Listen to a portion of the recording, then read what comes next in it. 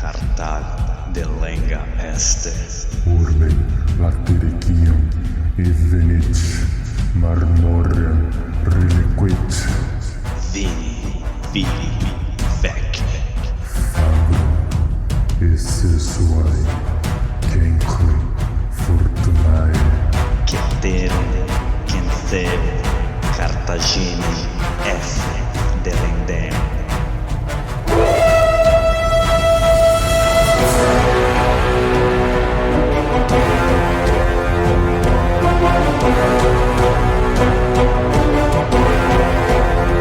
Alô amigos, alô galera, estamos de volta para o 41º episódio do podcast Roma nua e crua. Quem vos fala é Bruno Prandi e no backstage ele, o romanófilo Douglas de Brito. Eu sou o Douglas, você não é o Douglas. E pro nosso mural de recados... Mural de recados. Roma nua e crua.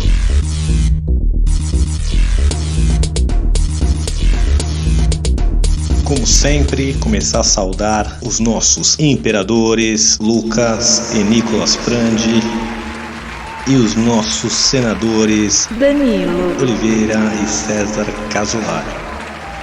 Se você quiser contribuir com este humilde podcast, tem o link do Padrim na descrição do episódio. E caso não possa contribuir financeiramente, divulgue a gente, deixe comentários, espalhe para os amigos, tudo nos ajuda muito. E agora vamos recapitular.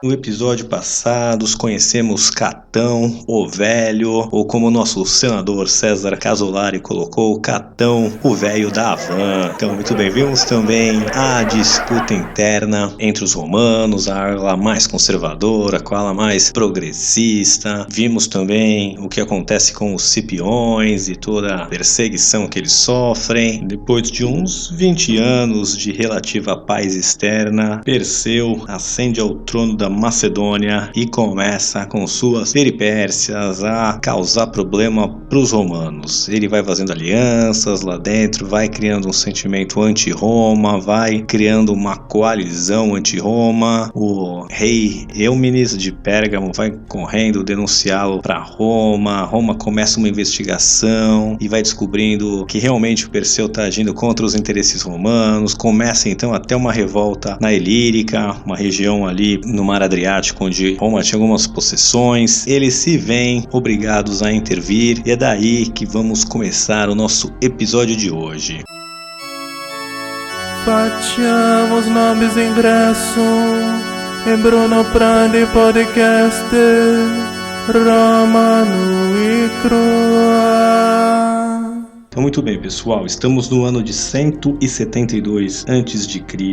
e Roma então desembarca com tropas na Ilírica para acabar com a rebelião que estava acontecendo ali. Os romanos, enquanto estão acabando com essa revolta na Ilírica, eles mandam umas comitivas, uns emissários lá para conversar termos de paz com Perseu, acho meio que colocar panos quentes, vamos achar que tem um caminho para a paz, mas isso era só uma tática romana para ganhar tempo. Eles tinham que trazer mais tropas, eles tinham que se preparar melhor, então eles mandam essa comitiva aí para esfriar os ânimos, porém era só uma estratégia para ganhar tempo. Isso causa um pouco até de umas tretas internas dentro de Roma, porque Roma sempre até então tinha tratado seus inimigos com honra, com dignidade e não usava de subterfúgios para ganhar tempo ou usar essas manobras de enganação mesmo, então isso não era uma coisa honrosa a se fazer, mas esse tempo de honra já ficou para trás. Roma não é ainda um império em nome, mas já é de fato um império e não dá para manter um império com políticas honrosas, né? Então Roma consegue ganhar um tempo e vai reunir ali cerca de 20 mil homens, né? Um exército consular inteiro com 4 legiões. Eles vão se juntar a mais tropas de aliados gregos, principalmente ali do reino de Pérgamo, e o exército romano então vai crescer ali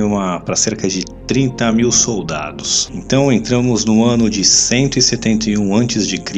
e o cônsul que vai ser enviado lá para a Grécia para assumir essas tropas romanas é Públio Licínio Crasso.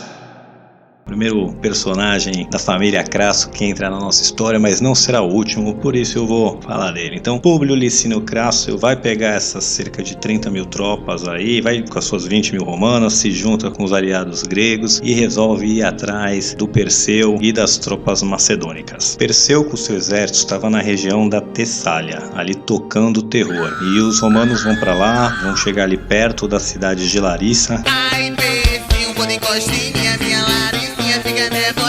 que era a capital ali da região da Tessália, e eles vão montar acampamento ali num morro ali perto da região, perto ali de Larissa. O nome do monte, ou morro, ou montanha, sei lá, era Calínico. Então os romanos vão montar acampamento ali, e Perseu então fica sabendo onde os romanos estão, e muito ousado vai então com seu exército em direção aos romanos e monta um acampamento a cerca de 5 quilômetros ali dos romanos. No dia seguinte de terem montado os acampamentos e tal, os macedônios então vão reunir a sua cavalaria e a sua cavalaria aliada, né? Tinham outros povos ali, e as suas tropas de infantaria leve, ou tropas de míssil. Tropa de míssil, qualquer tropa que lança a distância, tá? Flecha, quem joga lança a distância, quem joga aqueles estilingue de pedra, tudo isso era chamado tropa de míssil, não é? Míssil balístico intercontinental, tá? Então ele vai com essas tropas aí, então com a sua cavalaria aliada. Vale aí ressaltar a cavalaria da região da Trácia, tá? É uma região bárbara, ela ainda vai causar bastante confusão para os romanos no futuro. Era uma região famosa por seus guerreiros ferozes, principalmente pela sua cavalaria. E então os macedônios e os seus aliados, só a cavalaria e essa infantaria leve, as tropas de míssil, vão em direção aos romanos, e eles deixam, né, as falanges macedônicas que tinham as suas sarissas, o grosso do exército ali, a parte principal fica ali na retaguarda. Os romanos do seu acampamento veem mais ou menos isso e também resolvem fazer basicamente a mesma coisa. Então eles saem com as suas cavalarias e as suas infantaria leve e as suas tropas de míssil, com a infantaria pesada atrás. Então vai ter ali uma primeira escaramuça, e vamos só dar uma olhada em que formação estavam esses exércitos.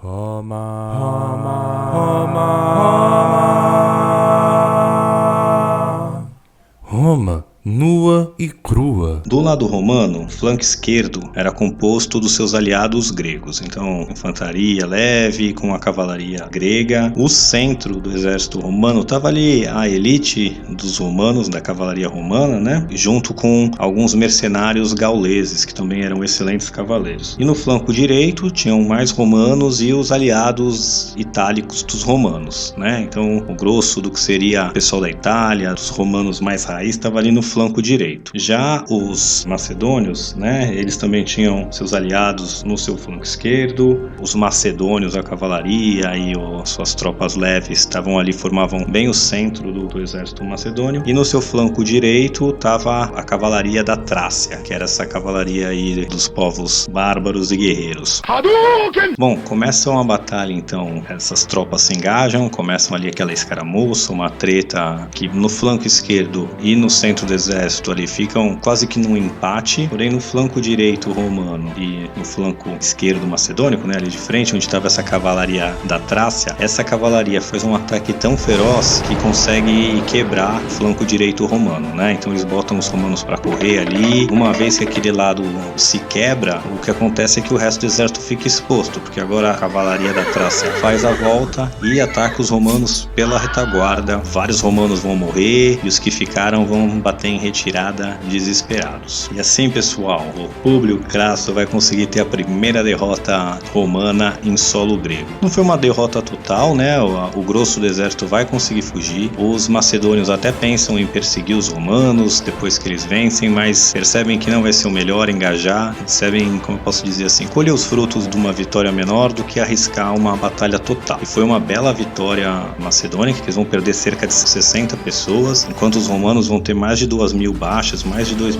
mortos, 600 capturados, né, 200 cavaleiros mortos, né, 2.000 contando a infantaria leve e tudo. Então foi uma derrota assim, não uma super derrota, mas deu uma balançada ali. Mas o grosso do exército romano ainda estava vivo e foi só um embate. Porém, após essa batalha, os romanos então vão decidir mudar de tática. Em vez de enfrentar os macedônios de frente, eles vão atacar cidades aliadas, principalmente cidades da Liga Aqueia, que era uma liga de cidades ali que se aliou à Macedônia. Eles vão atacar essas cidades, vão pelos próximos 2 anos sair tocando terror na região mesmo. Então, em vez de enfrentarem os exércitos da Macedônia, eles resolvem sair atacando as cidades gregas que se viraram contra os romanos, vão sair saqueando tudo. Vale ressaltar também que após essa vitória, várias outras cidades que estavam ali em cima do muro e outros reinos vão realmente se virar contra os romanos. Vale aí ressaltar o reino de Épiro, que vai se virar contra os romanos, e também os romanos que vão passar aí 2 anos basicamente saqueando a Grécia, porque eles não vão enfrentar Perseu, mas vão ficar ali em cidades menores, saqueando cada vez mais as cidades e criando uma má fama ali na região, Ladrão! Porque primeiro eles eram vistos como libertadores, digamos assim,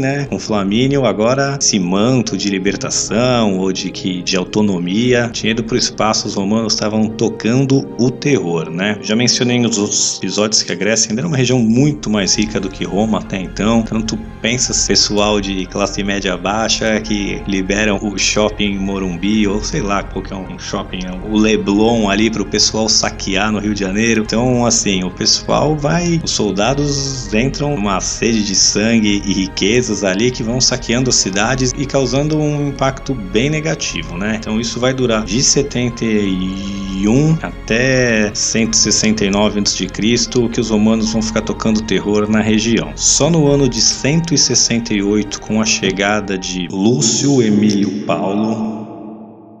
Ele é filho daquele Emílio Paulo que morreu na Batalha de Canas. Bom, mas ele chega em 168 a.C.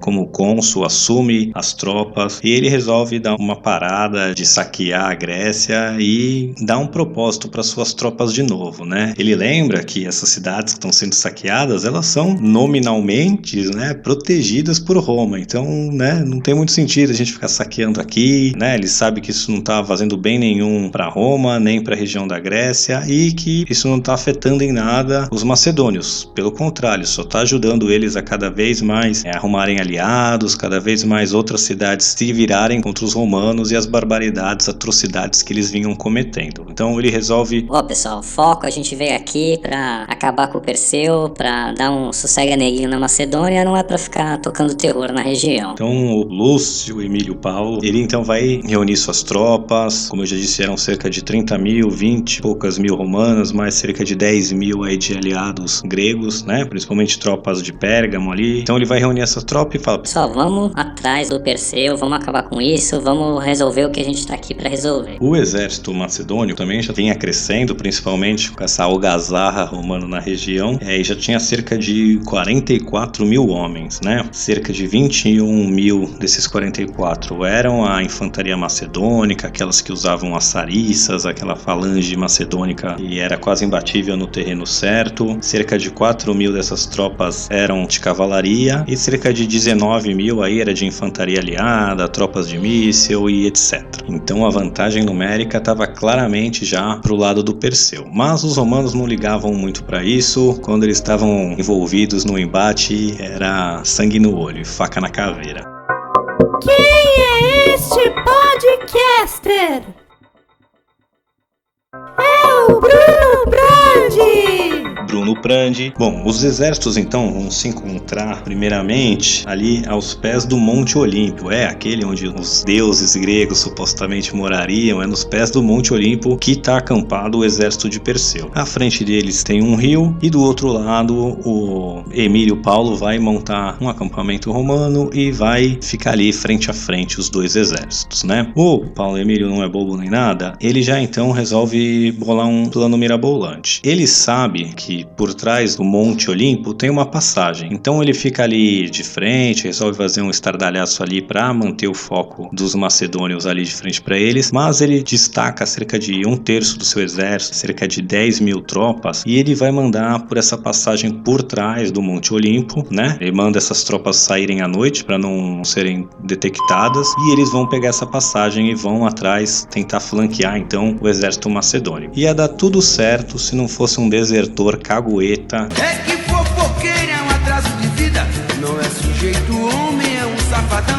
Que consegue chegar no acampamento macedônico e conta pro Perseu o que o Paulo Emílio estava fazendo. Ele logo então vai tomar providências, vai também pegar cerca de 10.000 tropas e mandar para fechar essa passagem por onde os romanos estavam vindo. Os romanos então que estavam nessa passagem se deparam com as tropas gregas, eles ficam até pouco surpresos, pois eles não esperavam encontrar uma resistência, mas eles também estavam ali em pé de igualdade, cerca de 10.000 tropas para cada lado, e os romanos então partem pro pau, começa uma treta ali nas passagens, e os romanos levam a melhor e colocam essas tropas para bater em retirada. Não que eles destroem ela, mas elas fogem. E essas tropas fogem e voltam pro acampamento do Perseu ali, dos macedônios, e contam, ó, cara, a gente não conseguiu parar esse contingente romano, eles estão vindo. E o Perseu então, com medo de ser flanqueado, né, porque se eles vão ser atacados por trás e o Emílio Paulo resolve atacar de frente e envelopar ali o exército macedônio, então ele resolve que o melhor que ele tem a fazer agora é bater em retirada, uma vez que a posição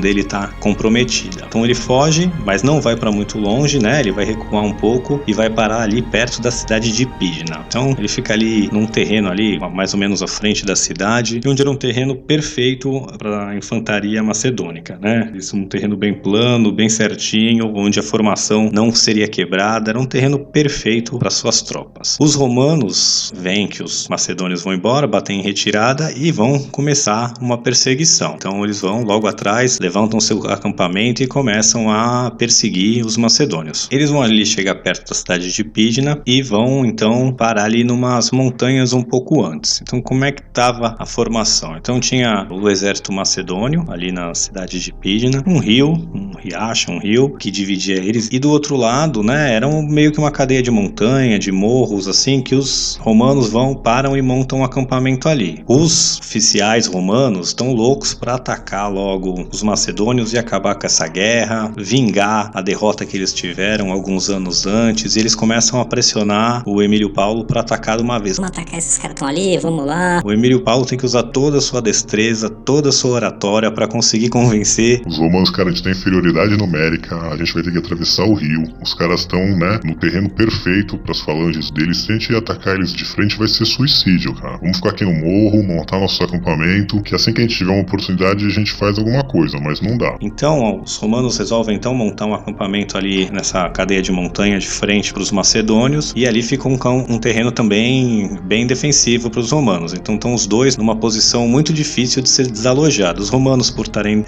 na montanha, no morro, e os macedônios por estarem no campo perfeito para suas falanges. Que vale parar um pouco só para dar um adendo muito legal nessa história, que assim, enquanto os romanos montam um acampamento e estão se preparando ali, um tribuno, que era um cargo um pouco abaixo ali do cônsul, mas era um alto oficial, ele pede pro Emílio Paulo para ele poder reunir as tropas e falar com elas, né? Esse cara, Caio Galo, ele era um astrônomo, né? Eu já falei aqui que nessa época ainda o exército romano era composto por cidadãos romanos, tinha que ter posse para participar do exército, e para você ser um oficial, né, seja tribuno, seja pretor, seja cônsul, você já tinha que ser alguém de muita influência. E geralmente essas pessoas tinham, além de cargos militares, tinham cargos públicos, religiosos, né? Tanto que a gente já viu outras batalhas que tem sacerdotes e tal lutando. Esse Caio Galo era um astrônomo, aí agora eu não vou saber a religião, o tempo, sei lá o que ele fazia, mas ele era um astrônomo e ele sabia que ia ocorrer um eclipse lunar, né? Um eclipse lunar quando acontece à noite. Não manjo nada de astronomia, mas eu sei que em algumas ocasiões a lua fica vermelha como sangue, né? Isso pelos povos antigos era visto como um péssimo presságio, um sinal muito ruim, que coisas ruins iam acontecer. Então esse Caio Galo, ele pede para reunir as tropas antes disso acontecer e fala: pessoal, vai rolar um eclipse lunar, a lua vai ficar vermelha, mas não é pra ninguém pensar que isso aí é alguma coisa, que é mau presságio, que não é nada disso. Isso é um fenômeno natural algo que pode ser calculado. Já tô falando aqui pra vocês que isso vai acontecer. Então eu não quero que ninguém fique na bad ou baixa moral por causa disso, beleza? Então quando ocorre o eclipse, eles vão fazer uns sacrifícios pros deuses e tal, mas assim, a moral romana vai ser pouco abalada. Já no lado dos macedônios, isso abala a moral deles, né? Porque eles estão ali lutando pela sobrevivência grega e vai acontecer isso de ter um eclipse lunar, essa lua de sangue aí, a lua parece que tá sangrando, eles ficam meio em choque, né? E pros romanos isso vai ter pouco efeito. É só um adendo aí na história. Então voltando agora para a treta em si, os exércitos estão instalados, cada um no seu acampamento, cada um numa posição muito boa defensiva, e começa esse jogo para ver quem pisca primeiro, quem faz o primeiro movimento. Aí, como eu disse, tinha um rio dividindo os dois exércitos, né? De um lado do rio os macedônios, do outro lado os romanos, e os dois exércitos usavam esse rio para se abastecer, principalmente de água. Então toda manhã eles tinham que ir lá buscar água, encher jarras de água para abastecer o seu exército, né? Matar a sede do seu pessoal. E aí a treta vai começar toda por causa de uma mula. Simula. Simula. É, uma mula romana. Digo, não, mula. O que acontece? Tá um grupo de soldados descendo ali, com uns carros, com umas carroças aí, uns carretos pra encher de água, uns jarros, coisas de água lá. E enquanto eles estão descendo o morro pra ir buscar água no rio, uma dessas mulas aí, né, que eles estavam usando pra transporte, consegue fugir. Ela se solta e foge, vai correndo em direção ao rio. Os romanos então vão atrás da mula, né? Pô, minha mula fugiu, vamos lá pegar e não sei o que. E a mula foi e correu em direção ao rio. Quando eles estão chegando no rio, tinha um grupo de soldados macedônios fazendo a mesma coisa, que foi buscar água para o seu exército. Só que além de pegar água para o exército macedônio, eles estão tentando agora pegar essa mula que chegou lá. Os romanos, quando vêm os macedônios tentando roubar a mula, Vai-me Nossa Senhora! começa um baita de uma treta. Então esses dois grupos de soldados aí, que era uma força bem pequena de cada lado, começa uma baita treta por causa dessa mula, né? E sei lá o que acontece com a mula, provavelmente fugiu. Mas esse vai ser o estopim da treta ali. Então esse grupo pequeno de soldados começam essa treta aí pela mula. A mula já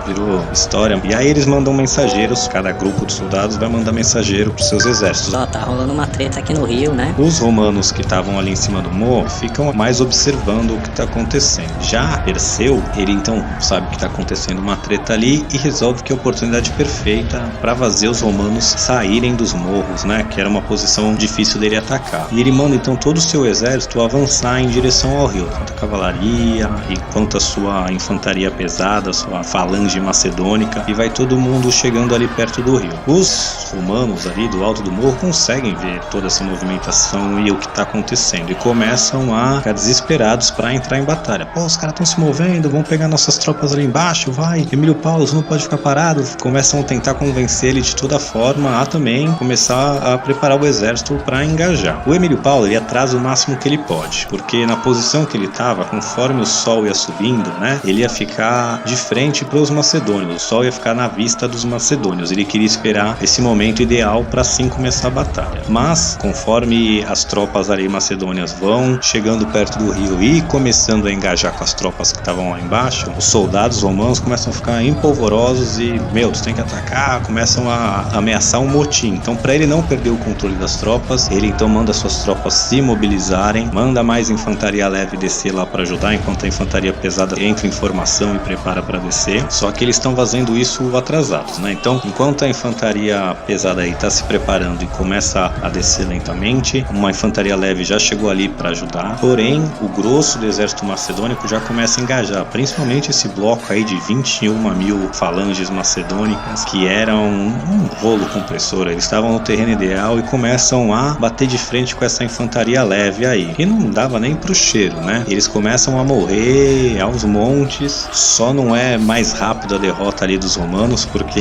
um soldado louco pega o standard, a bandeira ali que simbolizava a legião, e ele joga pra frente dos exércitos macedônios, joga no meio do exército macedônio. E pra uma legião perder seu banner, seu standard, agora eu não sei muito bem como é que eu vou traduzir isso, mas era a maior desonra que tinha. Então os soldados que já estavam pensando em bater em retirada, quando vê que o seu standard foi parar lá no meio das tropas macedônicas, eles começam a lutar ferozmente para tomar de volta o standard. E isso consegue atrasar atrasar um pouco as tropas macedônias, principalmente essa falange aí, mas não vai durar muito, porque logo também eles vão atropelar e matar essas tropas romanas aí de infantaria leve que tentaram segurar os macedônios. Os romanos que já tinham descendo o morro, quando veem suas tropas serem aniquiladas, eles começam a reavaliar a sua estratégia. Será que vale a pena a gente encarar a falange de Macedônia agora que eles já vinham só o peso e ver aquele muro de lança, aquele deslívio, né, que é a fonte dessa batalha aqui. Só o tamanho do bloco da infantaria macedônia tinha 1 quilômetro de extensão. Você vê aquele mundo de lança de 1 quilômetro se movendo na sua frente, matando seus companheiros. O pessoal começa a pensar 2 vezes se é a melhor ideia realmente engajar com os macedônios. E Paulo, vendo o que isso está acontecendo, ele coordena as suas tropas, começam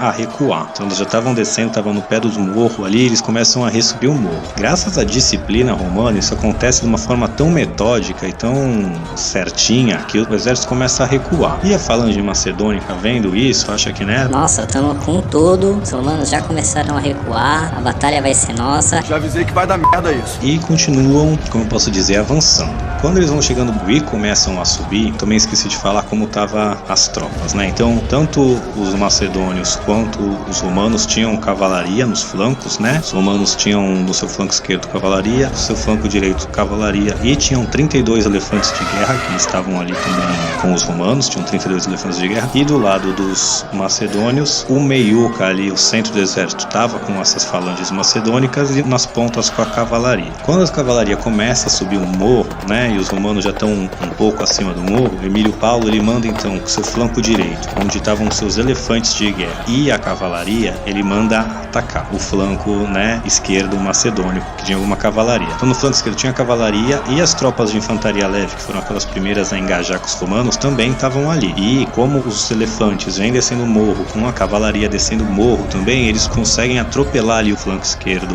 macedônico e botar eles para correr. E eles partem em perseguição. Então no flanco direito romano, as coisas deram muito bem para os romanos e ficou ruim para os macedônios. Enquanto isso, continua eles a subirem o morro. E aí a gente já falou bastante disso, que uma vez que a falange macedônica começa a entrar num terreno desnivelado e eles perdem a coesão de não lutar como um bloco único, começa a abrir espaços. E esses espaços que vão abrindo vão ser aproveitados pelas tropas romanas, que eram muito flexíveis, né? Eles usavam os manípulos ali, corpos de 120 pessoas que começam a entrar nesses buraquinhos aí, que vai nesses desníveis, que vai perdendo coesão o exército macedônio, e eles começam a basicamente ir destruindo por dentro o exército macedônio quando eles entram numa posição desfavorável. E no flanco esquerdo romano, onde tinha a cavalaria, e era, né, no flanco direito macedônico ali de frente, que é até onde estava o Perseu, eles ficam ali num embate de cavalaria que fica meio empatado. Porém, no centro, como as falanges macedônicas vão perdendo posição e os romanos vão cada vez mais explorando essas lacunas, ele vê que a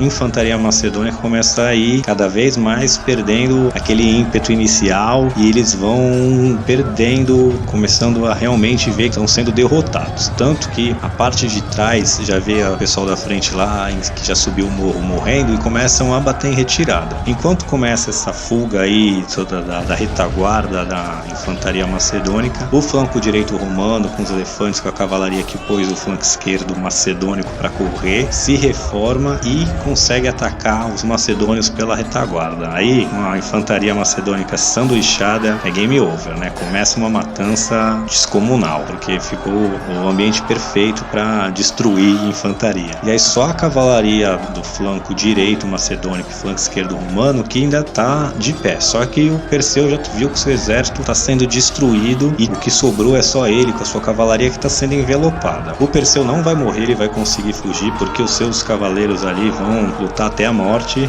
para salvar o seu rei, né? Então eles não vão arredar o pé, vão manter uma linha ali defensiva para deixar o rei fugir, mas já era. Morreu todo mundo e é o fim da Terceira Guerra Macedônica, com mais uma vez os romanos destroçando seus inimigos. E por hoje é só, pessoal. Semana que vem vamos ver o que acontece com Perseu, mas já acabou a guerra, já vou adiantar aqui, e o que vai acontecer com o reino da Macedônia e com a Grécia no geral, né? Porque se os romanos estavam querendo pagar de lordes, os caras legais ali, dos libertadores da Macedônia, agora já vai acabar esse papo de uma vez por todas. Então beleza, pessoal, o capítulo de hoje foi isso, eu espero vocês na semana que vem e até!